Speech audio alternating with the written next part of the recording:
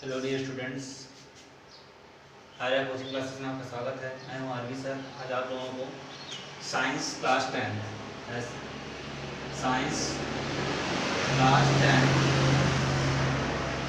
Physics का first chapter light, प्रकाश, परावर्तन और अपवर्तन, light, reflection of light and refraction of light आज आप लोग पढ़ाने जा रहे हैं। देखिए, सबसे पहले फर्स्ट टॉपिक आता है लाइट का।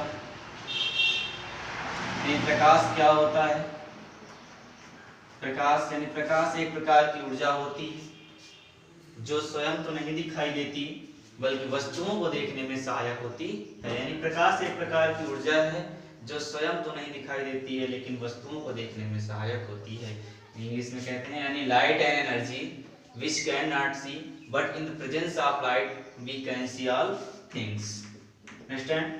नेक्स्ट टॉपिक आता है प्रकाश का परावर्तन।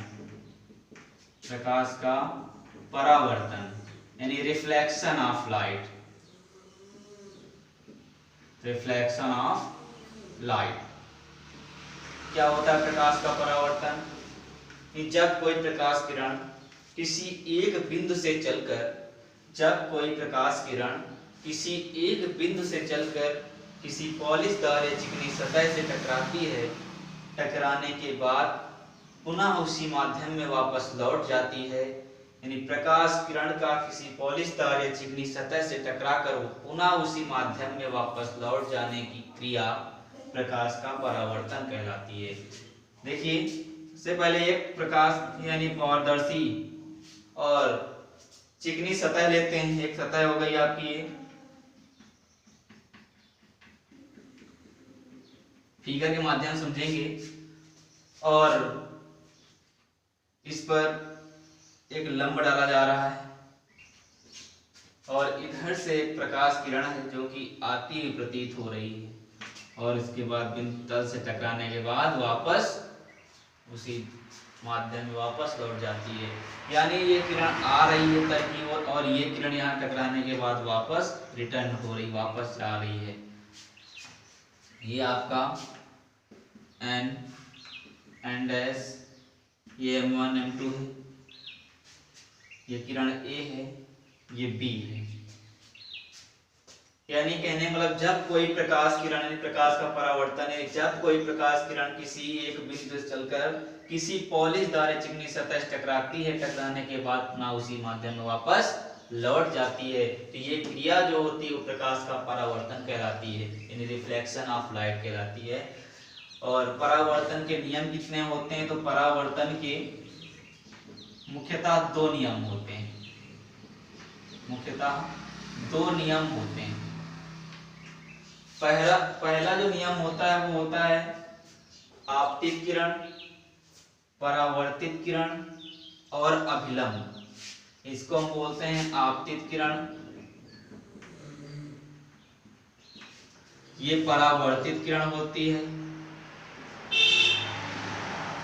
और ये अभिलंब होता है।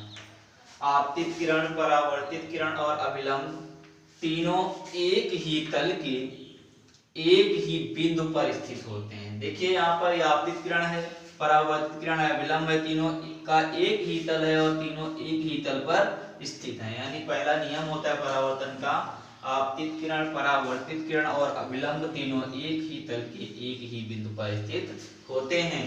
दूसरा नियम होता है आपतन कोण यानी कोण I और परावर्तन कोण R, दोनों सदैव आपस में बराबर होते हैं। यानी ये दोनों कोण एक दूसरे के बराबर होते हैं, कह सकते हैं। दूसरा नियम होता है आपतन कोण तथा परावर्तन कोण दोनों आपस में बराबर होते हैं। अब ध्यान दीजिए, यहाँ पर बात आती है आपतित किरण, परावर्तित किरण, अभिलंब और आपतन कोण, परावर्तन कोण की, क्योंकि आपको नहीं बताया जाता है, सीधे सीधे रूल बता दिया जाता है कि परावर्तन कितने नियम होते हैं, डायरेक्ट नियम बता दिए गए, लेकिन आपको ये नहीं बताया जाएगा आपतित किरण क्या होती है, परावर्तित किरण क्या होती है, अभिलंब क्या होता है, आपतन कोण, परावर्तन कोण किसे कहते हैं। अगर बाई चांस कभी परिभाषा लिखने के लिए आ जाए, डेफिनेशन आ जाए, पूछी जाए, तो आप कैसे बताओगे? ध्यान दीजिएगा। ये आपतन कोण होता है और ये परावर्तन कोण होता है। तो आपतित किरण है, तल की ओर आने वाली किरण को आपतित किरण कहते हैं, तल से दूर जाने वाली किरण को परावर्तित किरण कहते हैं। परावर्तित मतलब लौट जाना, परावर्तित किरण कहलाती है। आपतित किरण और अभिलंब, आपतित किरण और अभिलंब के बीच बना कोण आपतन कोण कहलाता है और आपतन कोण को हम एंगल I से डिनोट करते हैं। उसके बाद परावर्तित किरण और अभिलंब के बीच बना कोण परावर्तन कोण कहलाता है, इसको हम कोण R से प्रदर्शित करते हैं। उसके बाद आता है नेक्स्ट प्रकाशिक वस्तुएं। प्रकाशिक वस्तुएं किसे कहते हैं? बात आती है प्रकाशिक वस्तुओं की। प्रकाशिक वस्तुएं क्या कहलाती, किसे कहते हैं? तो वे वस्तुएं जो प्रकाश उत्पन्न करती हैं, ऐसी सभी वस्तुएं जिनसे हमें प्रकाश उत्पन्न होता है वो होती प्रकाशिक वस्तुएं। उसके बाद आती है दीप्त, दीप्त वस्तुएं अथवा प्रदीप्त वस्तुएं। दीप्त को ही प्रदीप्त बोलते हैं। दीप्त वस्तुएं कौन सी होती हैं? जैसे यानी वे वस्तुएं जो स्वयं प्रकाश उत्पन्न करती हैं, ऐसी वस्तुएं जो स्वयं प्रकाश उत्पन्न करती हैं वो प्रदीप्त वस्तुएं अथवा दीप्त वस्तुएं कहलाती हैं। जैसे विद्युत बल्ब, सूर्य, चंद्रमा आदि। ये सारी वस्तुएं स्वयं प्रकाश उत्पन्न करती हैं, ये होती हैं दीप्त वस्तुएं। उसके बाद नेक्स्ट आता है अब अदीप्त अथवा अप्रदीप्त वस्तुएं। अदीप्त अथवा अप्रदीप्त वस्तुएं किसे कहते हैं? यानी वे वस्तुएं जो स्वयं प्रकाश उत्पन्न नहीं करती बल्कि दूसरों के प्रकाश से प्रकाशित होती हैं या जिनमें कोई प्रकाश उतना नहीं होता है, वो अदीप्त वस्तुएं कहलाती हैं। जैसे लकड़ी, मेज आदि, ये होता है अप्रदीप्त। उसके बाद प्रतिबिंब किसे कहते हैं? प्रतिबिंब, इमेज।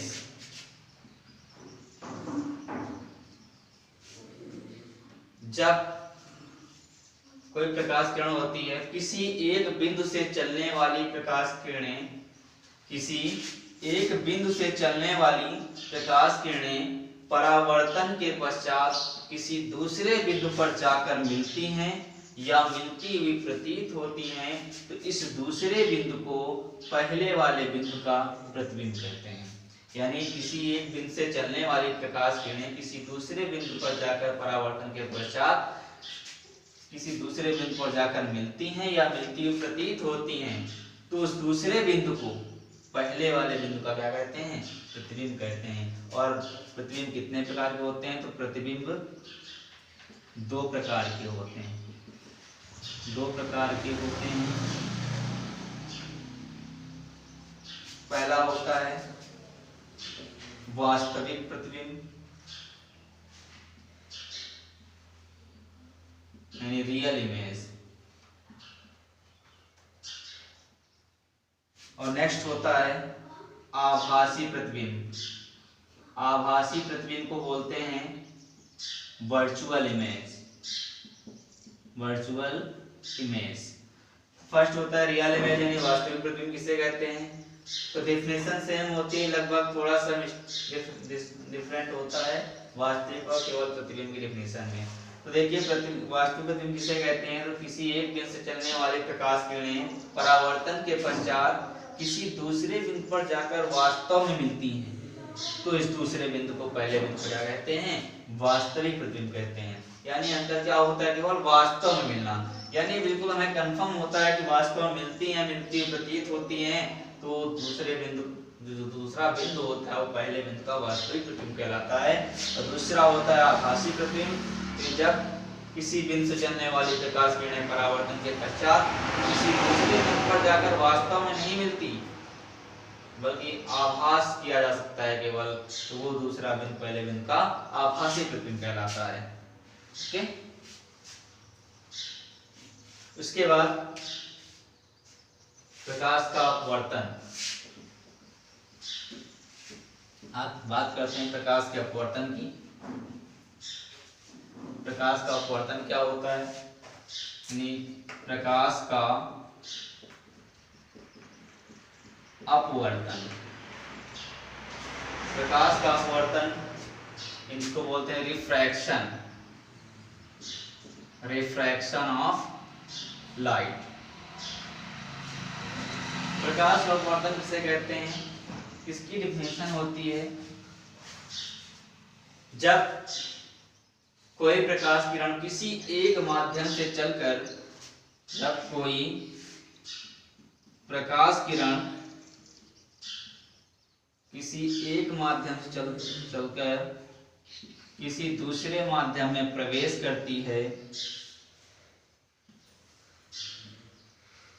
जब कोई प्रकाश किरण किसी एक माध्यम से चलकर किसी दूसरे माध्यम में प्रवेश करती है, यानी माध्यम एक माध्यम दो, तो जब कोई प्रकाश किरण किसी एक माध्यम से चलकर दूसरे माध्यम में प्रवेश करती है तो अपने मार्ग से थोड़ा सा विचलित हो जाती है।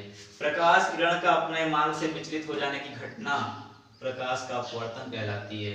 इसे समझिएगा कि जब कोई प्रकाश किरण किसी एक माध्यम से चलकर किसी दूसरे माध्यम में एंटर यानी प्रवेश करती है तो अपने मार्ग से थोड़ा सा क्या होती है, विचलित हो जाती है। यह क्रिया प्रकाश का अपवर्तन कहलाती है, यानी प्रकाश किरण का अपने मार्ग से थोड़ा सा विचलित हो जाने की घटना या प्रक्रिया प्रकाश का अपवर्तन कहलाती है। ये हो गई आपकी आपतित किरण, यानी तो तल की ओर आ रही है। और ये हो गई, इसको हम परावर्तित किरण नहीं बोलेंगे बट इसको हम बोलेंगे अपवर्तित किरण, अपवर्तित किरण। ये तो अभिलंब होता है, लंब डाला जा रहा है, ठीक है। ये आपका आई हो जाएगा और ये क्या हो जाएगा, ये आपका कोण आर हो जाएगा। तो अपवर्तन के भी नियम होते हैं, अपवर्तन के नियम, अपवर्तन के भी दो नियम होते हैं। जिस प्रकार से आपने पढ़ा परावर्तन के नियम, उसी प्रकार से पढ़ते हैं अपवर्तन के नियम। तो अपवर्तन के भी दो नियम होते हैं। पहला नियम होता है आपतित किरण, अपवर्तित किरण और अभिलंब। आपतित किरण, अपवर्तित किरण और अभिलंब तीनों एक ही तल के एक ही बिंदु पर स्थित होते हैं। दूसरा होता है आपतन कोण, यानी अपवर्तन का दूसरा नियम किसी एक ही माध्यम के लिए, एक ही रंग के प्रकाश के लिए आपतन कोण की ज्या, ज्या का मतलब होता है साइन, यानी साइन आई, और अपवर्तन कोण की ज्या यानी साइन आर का अनुपात एक नियतांक होता है। यानी जो रूल होता है दूसरा प्रकाश के अपवर्तन का जो दूसरा नियम होता है, यानी एक ही माध्यम के लिए, एक ही रंग के प्रकाश के लिए आपतन कोण की ज्या तथा अपवर्तन कोण की ज्या का अनुपात एक नियतांक होता है, अर्थात sine i upon sine r बराबर कांस्टेंट यानी नियतांक, ये होता है फर्क। यानी n बराबर साइन आई बटे साइन आर, जहां पर n क्या है, एक कांस्टेंट है। इसे स्नेल का नियम भी कहते हैं, यानी प्रकाश के अपवर्तन के दूसरे नियम को स्नेल का नियम भी कहते हैं। जैसे बाई चांस पूछ लिया जाए स्नेल का नियम किसे कहते हैं, तो यही नियम बताएंगे। यानी एक किसी माध्यम के लिए, एक ही रंग के प्रकाश के लिए आपतन कोण की ज्या तथा अपवर्तन कोण की ज्या का अनुपात एक नियतांक होता है, जहां पर n क्या है, यहाँ पर एक नियतांक माना गया, कांस्टेंट माना गया है। इसके बाद नेक्स्ट वीडियो में आप लोगों को प्रकाश के परावर्तन के चैप्टर के जो न्यूमेरिकल्स हैं, क्वेश्चंस हैं, आपको सॉल्व करके दिखाएंगे।